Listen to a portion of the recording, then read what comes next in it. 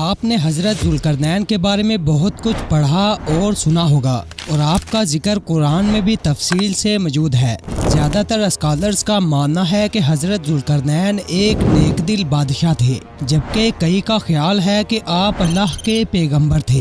یہاں تک کہ کئی جگہوں پر تو یہ بھی لکھا گیا ہے، جس پر زیادہ تر اعتراض بھی کیا جاتا ہے، کہ حضرت ذوالقرنین ایک فرشتہ تھے۔ آج کی ویڈیو میں ہم بات کرنے جا رہے ہیں کہ حضرت ذوالقرنین کون تھے، آپ کے 3 سفر کون سے ہیں، اور ان 3 سفروں کے دوران آپ کی ملاقات کیسی قوموں سے ہوئی۔ ذوالقرنین یاجوج ماجوج کے علاقے میں کیسے پہنچے تھے؟ کیا یاجوج ماجوج کسی سیارے پر قید ہیں؟ آج کی ویڈیو میں ہم حضرت ذوالقرنین کا ذکر قرآن اور سائنس کی روشنی میں کریں گے، لہٰذا ویڈیو کو آخر تک ضرور دیکھیے گا۔ ناظرین، کچھ روایات میں ذکر ہے کہ حضرت ذوالقرنین حضرت خضر علیہ السلام کے خالازاد بھائی ہیں اور آپ حضرت سام بن نوح علیہ السلام کی اولاد میں سے ہیں۔ ذوالقرنین اپنی ماں کے اکلوتے فرزند ہیں۔ کئی لوگوں کا ماننا ہے کہ حضرت ذوالقرنین اللہ کے نبی ہیں، جبکہ کچھ مفسرین کی رائے ہے کہ آپ اللہ کے نبی نہیں بلکہ ایک نیک انسان ہے۔ اللہ پاک نے حضرت ذوالقرنین علیہ السلام کو زمین پر بادشاہی عطا کی تھی۔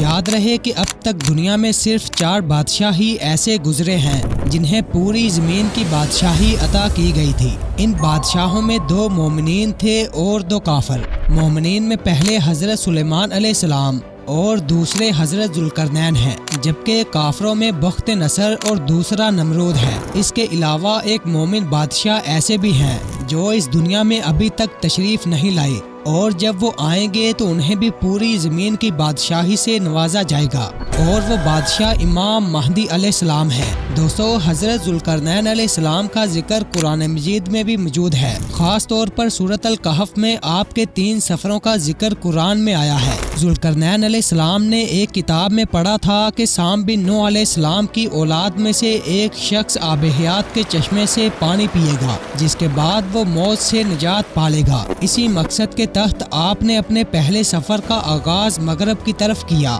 اس سفر میں آپ کے ساتھ حضرت خضر علیہ السلام بھی موجود تھے۔ خضر علیہ السلام تو آب حیات کے چشمے تک پہنچنے میں کامیاب ہو گئے اور اس کا پانی بھی پی لیا، لیکن حضرت ذوالقرنین کے مقدر میں آب حیات کے چشمے سے پانی نہیں لکھا تھا۔ آپ اپنے سفر میں مغرب کی جانب رواں دواں تھے۔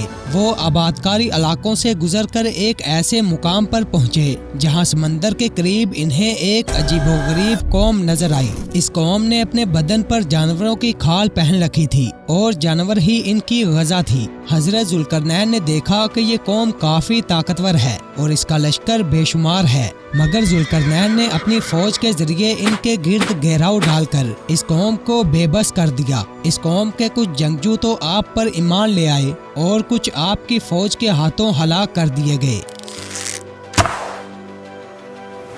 حضرت ذوالقرنین کا دوسرا سفر مشرق کی طرف تھا۔ دوسرے سفر میں جب آپ سورج طلوع ہونے کی جگہ پہنچے تو آپ دیکھتے ہیں کہ وہاں ایک ایسی قوم آباد ہے جس کے پاس رہنے کی کوئی جگہ نہیں۔ جب تاریکی چھا جاتی تو وہ لوگ زمین میں بنے غاروں میں پناہ لے لیتے، اور جب اجالا ہوتا تو یہ لوگ غاروں سے نکل کر روزی کی تلاش میں نکل جاتے۔ اس قوم نے بھی جب آپ پر حملہ کرنا چاہا تو آپ کی فوج نے ان کا بھرپور مقابلہ کیا۔ ان میں جو مومن تھے ان کے ساتھ بہترین سلوک کیا گیا، مگر جو اپنے کفر پر اڑے رہے ان کو نیست و نابود کر دیا گیا۔ حضرت ذوالقرنین کا تیسرا سفر شمال کی جانب تھا۔ اپنے تیسرے سفر میں جب آپ 2 پہاڑوں کے درمیان میں پہنچے تو وہاں بھی آپ کو ایک ایسی آبادی دکھائی دی جن کی زبان عجیب و غریب تھی۔ ان لوگوں نے حضرت ذوالقرنین کے ساتھ اشاروں میں بات چیت کرنا شروع کی۔ یہ وہ لوگ تھے جنہیں یاجوج ماجوج جیسی قوم نے ستا رکھا تھا۔ ان لوگوں نے آپ سے اشاروں میں یاجوج ماجوج کی شکایت کی اور آپ کی مدد مانگنا چاہی۔ یاد رہے کہ یاجوج ماجوج یافت بن نوح کی اولاد میں سے ایک فسادی گروہ ہے اور ان کی تعداد کافی زیادہ ہے۔ یہ قوم جنگجو، خونخوار اور انتہائی وحشی ہے۔ ان کا رہن سہن بالکل ویسا ہی ہے جیسے جانوروں کا ہوتا ہے۔ ایک زمانے میں یہ لوگ اپنے غاروں سے نکل کر کھیتوں اور فصلوں میں چلے جاتے اور سب کچھ تباہ و برباد کر دیتے تھے اور سبزیاں لوٹ کر ساتھ لے جاتے، یہاں تک کہ انہیں جہاں بھی سانپ، بچھو اور جو بھی کیڑے مکوڑے نظر آتے وہ انہیں کھا جایا کرتے تھے۔ 2 پہاڑوں کے درمیان موجود آبادکار لوگوں نے حضرت ذوالقرنین سے فریاد کی کہ آپ ہمیں اس وحشی قوم سے نجات دلانے میں ہماری مدد کریں، یہاں تک کہ ان لوگوں نے آپ کو بدلے میں مال و دولت کی بھی پیشکش کی، جس پر ذوالقرنین نے فرمایا کہ مجھے تمہاری دولت اور مال کی کوئی ضرورت نہیں، کیونکہ اللہ پاک نے مجھے ہر چیز سے نواز رکھا ہے، میں تمہاری ضرور مدد کروں گا، مگر بدلے میں مجھے تم لوگوں کی بھی جسمانی مدد چاہیے۔ چنانچہ آپ نے دونوں پہاڑوں کے درمیان گہری بنیاد کھدوائی، جب پانی نکل آیا تو اس پر پگھلائے تانبے کے گارے سے پتھر جمائے گئے اور لوہے کے تختے چن کر ان کے درمیان میں لکڑی اور کوئلہ بھروا دیا گیا اور پھر اس میں آگ لگوا دی، اور اسی طرح اسے پہاڑ کی اونچائی تک بلند کر دیا گیا، یہاں تک کہ دونوں پہاڑوں کے درمیان کوئی جگہ خالی نہ بچی۔ پھر پگھلا ہوا تانبا دیوار میں پھیلا دیا گیا، جس کے بعد نہایت ہی مضبوط ترین دیوار بن کر سامنے آئی۔ احادیث میں اس دیوار کا ذکر آیا ہے۔ احادیث شریف کے مطابق یاجوج ماجوج روزانہ اس دیوار کو توڑتے ہیں، اور جب محنت کرتے کرتے اس دیوار کو مکمل توڑنے کے قریب پہنچ جاتے ہیں تو ان میں سے کوئی کہتا ہے کہ چلو باقی کل توڑیں گے، لیکن اگلے روز جب وہ دیوار توڑنے آتے ہیں تو اللہ کے حکم سے وہ دیوار پہلے سے بھی مضبوط ہو چکی ہوتی ہے۔ احادیث میں یہ بھی آیا ہے کہ جب اس دیوار کے ٹوٹنے کا وقت آئے گا تو ان میں سے کوئی کہے گا کہ چلو اب کل انشاءاللہ اس دیوار کو توڑیں گے، ان کے انشاءاللہ کہنے کی برکت سے وہ دیوار اگلے روز ٹوٹ جائے گی۔ یاد رہے کہ یہ قیامت کے قریب کا وقت ہوگا، یاجوج ماجوج دیوار توڑ کر ہر طرف فساد برپا کریں گے، قتل و غارت کریں گے، دریاؤں اور سمندروں کا پانی پی ڈالیں گے، جانوروں اور درختوں کو کھا ڈالیں گے، یہاں تک کہ وہ زمین میں ہر طرف پھیل جائیں گے، مگر سوائے مکہ، مدینہ اور بیت المقدس کے، کیونکہ زمین پر ان 3 مقدس جگہوں پر انہیں جانے کی اجازت نہ ہوگی۔ اس کے بعد حضرت عیسیٰ علیہ السلام کا نزول ہوگا، جن کی دعا سے ان وحشیوں کی گردنوں میں کیڑے پڑ جائیں گے، اور یوں اس وحشی قوم کا نام و نشان اس دنیا سے مٹ جائے گا، جیسے کہ قرآن مجید میں ہے۔ اور جب کھولے جائیں گے یاجوج ماجوج تو وہ ہر بلندی سے تمہاری طرف آئیں گے، مگر انہیں صرف ایک دعا سے ہلاک کر دیا جائے گا۔ آپ نے حضرت ذوالقرنین کے سفر کے بارے میں تو جان لیا، آئیے اب حضرت ذوالقرنین کے سفر کو سائنس کی روشنی میں ایکسپلین کرتے ہیں۔ دوستو، قرآن میں موجود سورۃ الکہف ایک دلچسپ اور پیچیدہ سورت ہے۔ پیچیدہ اس لیے کہ اس سورت میں ان باتوں کا ذکر موجود ہے جن کو سمجھنے کے لیے تحقیق اور مطالعے کی ضرورت ہوتی ہے۔ قرآن میں حضرت ذوالقرنین علیہ السلام کے متعلق جو باتیں بتائی گئی ہیں، بہت سے لوگ انہیں سائنس سے ہٹ کر مانتے ہیں۔ حضرت ذوالقرنین کے متعلق ایک کتاب دی مین ہو اسپیس ٹریول از نیریٹڈ ان دا قرآن میں تفصیل سے بات کی گئی ہے، اور اسی کتاب کی مدد سے ہم قرآن میں ذوالقرنین کے بارے میں کی گئی باتوں کو سائنس کی روشنی میں ایکسپلین کرنے والے ہیں۔ دوستو، حضرت ذوالقرنین نے کسی پورٹل کے ذریعے آسمان پر سفر کیا تھا، اور اس کا ذکر حضرت کعب بن احبار رضی اللہ تعالی عنہ نے بھی کیا تھا۔ آپ نے فرمایا تھا کہ ذوالقرنین نے اپنا گھوڑا ایک ستارے کے ساتھ باندھا تھا۔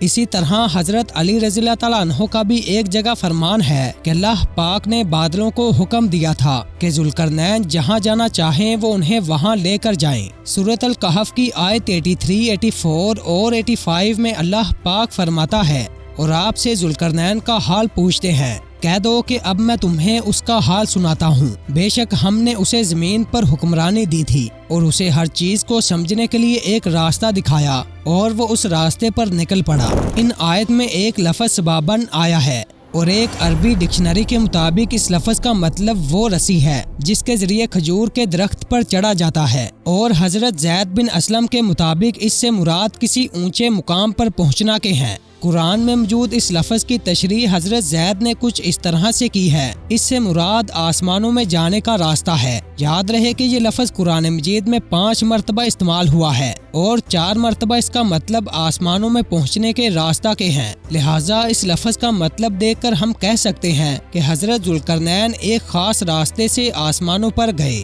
اگر سورۃ الکہف کی آیت نمبر 86 پر غور کیا جائے، جس میں ذکر ہے کہ یہاں تک کہ جب سورج کے غروب ہونے کی جگہ پہنچا تو اس نے ایسا پایا کہ جیسے وہ کیچڑ کی طرح سیاہ رنگ پانی کے گرم چشمے میں ڈوب رہا ہو۔ اگر آپ غور کریں تو سورج دنیا میں کہیں نہیں ڈوبتا، یہ اس وقت بھی خلا میں ہوتا ہے جس وقت اسے ہم غروب ہوتا دیکھتے ہیں۔ اب اس بات کو سمجھا جائے کہ سورج کہاں ڈوبتا ہے، اس سے پہلے یہ معلوم کرنا ہوگا کہ اس کی حدود کیا ہے۔ ہمارے اس سوال کا جواب سورۃ یاسین کی آیت 38 میں کچھ اس طرح سے موجود ہے، और सूरज अपने ठिकाने की जानिब चलता रहता है। मतलब ये हुआ कि सूरज अपने मुकर्ररा हदूद की तरफ बढ़ता रहता है। लिहाजा हम कह सकते हैं कि जुल्करनैन सफर करते हुए ऐसी जगह पहुँचे थे जहाँ सूरज गुरूब हो रहा था, जहाँ उन्होंने सूरज को कीचड़ की तरह स्याह रंग पानी के गर्म चश्मे में डूबते हुए पाया। अब यहाँ इस स्याह रंग के कीचड़ से मुराद कोई ब्लैक होल भी हो सकता है, क्योंकि हो सकता है 1400 साल पहले अरबी में ब्लैक होल के लिए कोई लफ्ज ना हो और इसे स्याह रंगत वाले कीचड़ का नाम दे दिया गया हो। इसी तरह सूरत अल कहफ की आयत नंबर 92 और 93 में मौजूद है। और जब वो दो रुकावटों के दरमियान पहुंचा तो वहां एक ऐसी कौम को देखा जो बात नहीं समझ सकती थी। याद रहे कि ये हजरत जुल्करनैन के तीसरे सफर के बारे में आया है। फिर आता है कि उन्होंने कहा, याजूज माजूज जमीन पर फसाद करते रहते हैं, अगर हम आपके लिए खर्च का इंतजाम कर दें तो आप हमारे और इनके दरमियान एक रुकावट बना दें। वाज़िह रहे कि इस आयत में सद्दन का लफ्ज आया है, जिसका मतलब किसी सियारे के हैं, यानी कि इस लफ्ज के मुताबिक हजरत जुल्करनैन किसी सियारे पर पहुंच गए थे।